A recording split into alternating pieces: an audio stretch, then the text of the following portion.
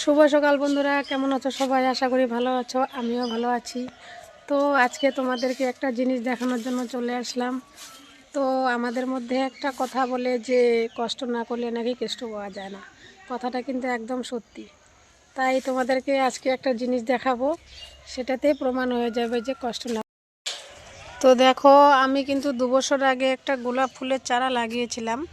তো গাছটা কিন্তু এখন ভালোই বড় হয়েছে। তো আর এই দেখো, গাছে কিন্তু সুন্দর ফুলের কুঁড়ি ফুটে আছে। আর এই দেখো গাছের ফুলগুলো, মানে যেটা দেখে আমার খুবই মনটা ভরে গেছে। দেখো ফুলটা দেখে না আমার এতটা ভালো লেগেছে। তো তোমরা বলতেই পারো যে দিদি ভাই এরকম ফুল তো অনেক দেখেছি। সেটা তোমরা দেখেছো ঠিকই, কিন্তু এই গাছে যে ফুলগুলো ফুটে আছে না, মানে এত সুন্দর লাগছে ফুলগুলো দেখতে। তো তোমরা যদি রিয়েল দেখতে পারতে তাহলে বুঝতে পারতে যে ফুলগুলো সত্যি সুন্দর।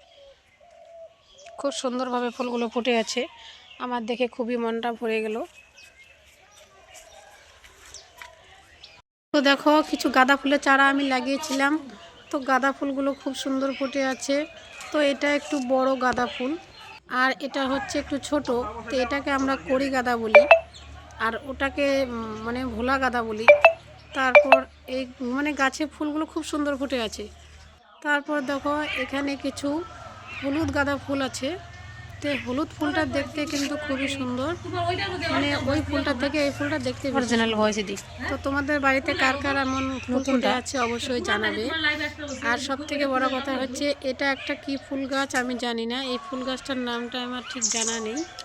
যদি তোমরা কেউ জানো তো অবশ্যই কমেন্টে জানাবে যে এটা কী ফুল।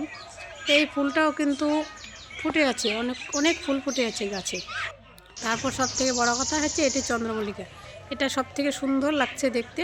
তো কেমন লাগলো আমার ভিডিওটি অবশ্যই জানাবে।